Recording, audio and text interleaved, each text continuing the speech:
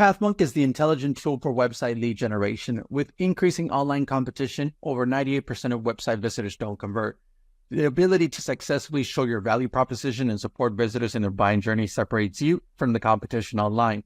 Pathmonk qualifies and converts leads on your website by figuring out where they are in the buying journey and influencing them in key decision moments with relevant micro experiences like case studies, intro videos, and much more. Stay relevant to your visitors and increase conversions by 50%.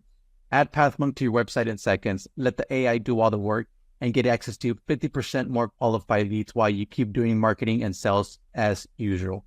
Check us on pathmonk.com. Welcome to today's episode. Let's talk about today's guest. We have Kyle from Ovation, head of marketing out there with them. How you doing today, Kyle? Doing good, man. How are you? I'm doing great. Thanks to being on today's show. Really want to learn more about Ovation and for our listeners to get a better insight. Well, in your own words, Kyle, what is it all about? Yeah, so Ovation is a guest feedback platform for restaurants. And it's really just about a modern take on trying to build trust and connection between restaurants and their guests. We want to help restaurants measure and improve their guest experience. And we do this through frictionless 2-question SMS-based surveys that then enter guests into real-time chat with managers who can resolve concerns privately, save guests, build those relationships, and then we analyze all of that feedback and we put it into some pretty powerful reporting so that restaurants can have a really good sense of what's going on in their locations and what they need to do to improve. Awesome. That's great to hear.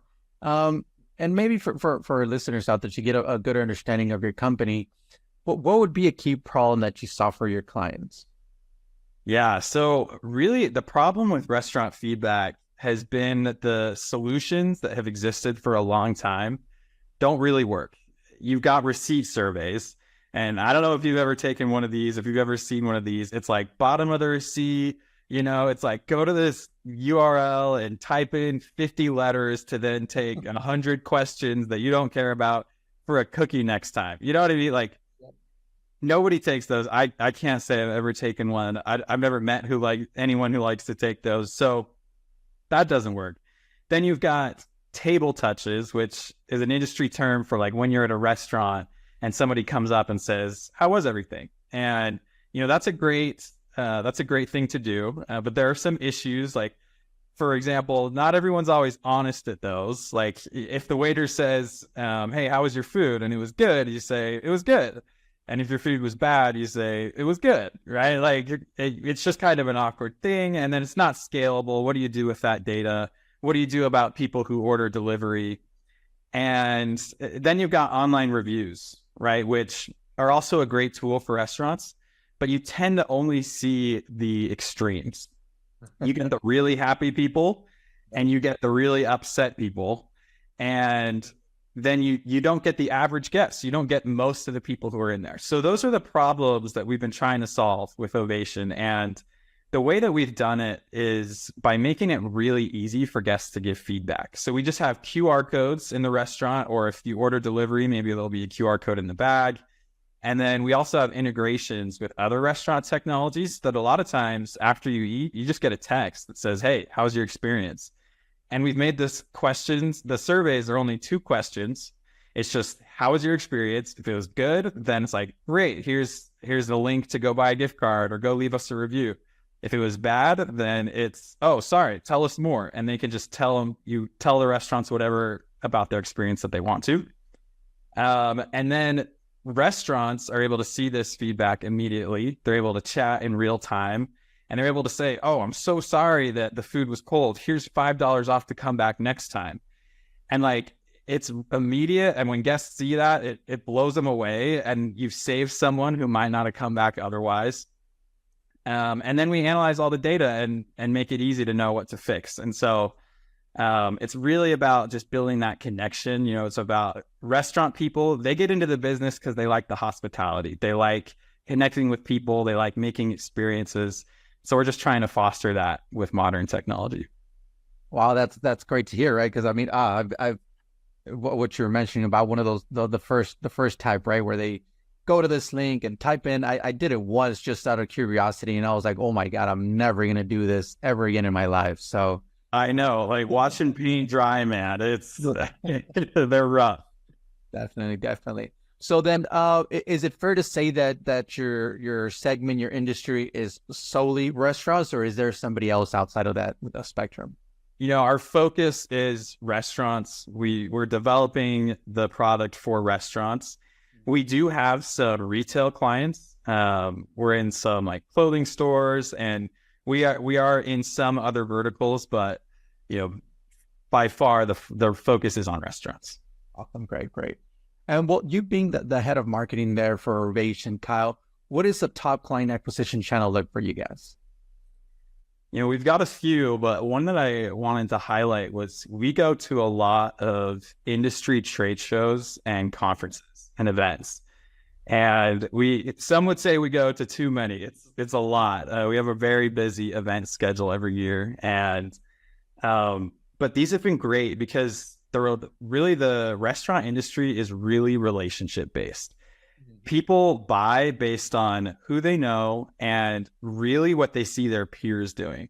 So it's really important to get out there, to shake hands, to get face to face, and to build relationships with restaurant owners. And we've found that events are a great way to do that. And there are a lot of them, and we're just very present. We try to get our brand out there a lot. The other reason that we do it is our CEO, Zach Oates, he is awesome. He's a very energetic, outgoing, extroverted person who just kills it at these events. Like, he's great sales-minded, marketing-minded CEO. And, it's good to lean into your strengths. So like when he goes to an event, like we get leads, like we get deals. And so we lean into his strengths and we go to a lot, and we have other great sales reps who just kill it at shows. So that's like a major investment of ours, is going to these conferences. And, sometimes there are one and done events, like we meet somebody at the event and they sign up. Sometimes with bigger deals, it takes a few interactions. It takes seeing us at 3 or 4 events over the course of 6 months. But then we land a big client because they've gotten to network with our sales reps. They've built relationships with Zach. And then we do a lot online as well. We do a lot of content on LinkedIn, webinars, and we actually also have a long-running podcast, pretty similar setup to the one I'm on right now. It's what you guys do. We've been doing it for a few years, and Zach, our CEO, is the host. It's called Give an Ovation, and we interview restaurant leaders. We interview restaurant owners, and that has been an awesome tool. We've done a couple hundred episodes, and it's been great for content, number one, right? Every podcast gets turned into social posts, the podcast itself, blog post, and email. And then it's also been great for networking with the guests, right? A lot of the people that we have on are potentially people who might be interested in Ovation. And so that's a great way to get the conversation going. And honestly, our audience base isn't even that big. It's been a few years. It hasn't grown a lot, but it's still just such a great tool. Definitely. I totally would agree. And talking about, your website here, ovationup.com, nice, gorgeous website that you got going on here. What role does the website play for your client acquisition? I mean, it's huge. There are a lot of deals that maybe don't start on the website, right? Our sales team does a ton of great outbound outreach, and obviously we mentioned the shows, but if you think about it, for us, pretty much every deal touches the website at some point, regardless of where they came from. And, it's that digital first impression. It's, it's really big. Definitely would totally agree with you. And are you currently using, Kyle, any tools or methods when it comes to lead generation as far as AI? As far as AI, no, we're not using any tools there. I know of some cool ones. I think you guys dabble in that, don't you? Correct. Yeah. We have one of our own. Just what we're curious. It was a big trend this year, right? AI as far as 2023. There was a lot of tools out there. So just wanted to see if you guys used them, what you think about them. No, we haven't used AI on the website for lead gen yet. I think I've looked at some cool tools and I think it could definitely be a part of it in the future. We've got some more foundational things we're trying to build out right now. But I think it's, especially as AI gets better, I think there's a lot of potential there. Oh, we would agree. Well, let's switch gears a little bit, Kyle, and talk about you as the leader, you being the head of marketing there for Ovation. What are key tasks you focus on your day-to-day work? Yeah. So since we're a startup, a relatively small company, my weekly task changes every week. I wear a lot of hats. Some weeks I'm an email marketer, some weeks I'm a web designer, some weeks I'm an event coordinator. And so it's really hard to say that there's any one thing that I do every day, but I do think every day I try and think about how is what I am doing driving revenue for the company. I think in marketing, one of the things I've learned is there are so many good things you can do in marketing. There's an infinite amount of good marketing activities, right? Another case study, awesome. Or a new social strategy, great. And you're going to come up with lots of ideas. You're going to hear a lot of ideas from other people in the company. But I've learned that you have to ruthlessly prioritize in marketing and stay focused. And I'm still working on it. Stay focused on, hey, how does this activity gonna help the company? Like, is this important? Is this the most important thing that I could be doing right now? So it's not a task, but it is a mindset I try and come back to every day. Definitely would agree with that. Well, let's jump into some rapid fire questions. So that way our listeners can get a little bit more insight on you, the company. You ready? Let's do it. All right. First off, what is the last book that you read, Kyle? So last marketing book I read is Your Marketing Sucks by Mark Stevens. And pretty much the idea of that book is similar to what I was just talking about. He basically says you got to take a look at every marketing activity you're involved in, write them out, and then go through every single one and answer the question, why am I doing this? Right? Is there data to support that this is a good marketing activity? Are we experimenting with it? Or is it something that we're doing just because we've done it for a while? And so, yeah, that book's really good. Just taking a critical look at that. The last actual book that I read was called Unreasonable Hospitality. We all read it as a company, and it's by the guy who came in and turned 11 Madison Park into the #1 restaurant in the world. And he just talks about all of like the crazy levels of hospitality they went to like surprise their guests. Like, hearing about someone at a table mentioned they wanted a New York hot dog, but they're leaving in the morning out of New York. So he goes across the street and buys them a hot dog, and he has his chef cook them up with like this gourmet street hot dog, just that kind of stuff. It was a cool read. Is that from, because I watched the show The Bear, right? Is that kind of like, well, I don't know if you've seen the Bear too, where like that the cousin goes into this restaurant and like he overhears like, oh, we didn't try a deep dish pizza, so like he goes running and then the chef makes him a plate around that, right? Is that what it's based on? Honestly, so I haven't seen The Bear. I've heard so much about it. I've heard it's amazing. Everyone in the restaurant circles has talked about it. I haven't gotten to it yet. So I don't know exactly, but it sounds like it. Like 11 Madison Park is pretty famous. This book is pretty big, so I can see it. That's cool. Yeah, definitely. All right. But what is one single thing that your company is focused on at the moment the most, Kyle?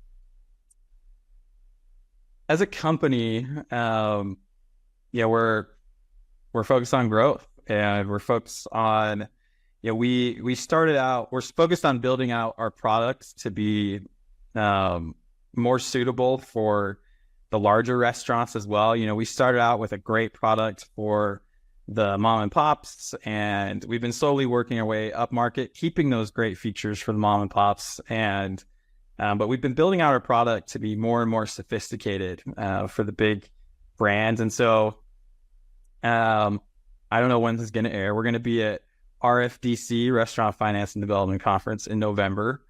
And that's our next event. It's actually the last one of the year. And then I get a break. The marketing department gets a break from planning all these shows. And then we'll start up trade shows again next March or so. Definitely. All right. Now, being a marketer, you mentioned you wear different hats in the company, but if there would be no boundaries in technology, what would be one thing that you want to have fixed for your role? If I could wave a magic wand with technology, I would love the ability to perfectly attribute everything that we do at these trade shows and events. I would just love to be able to truly know the impact of Zach going and speaking and everyone who listened to it. I'd love to know like how many shows it's taken for someone to finally take that step and inbound, and that would be amazing. But I feel like you'd have to be able to read people's minds to do that. So I don't know if that'll ever happen. Definitely. All right. Now, you do have a lot of tasks, but is there one repetitive task that you could automate? What would that be, Kyle? It would be saying no to people who email me asking if I want to buy an industry list of contacts.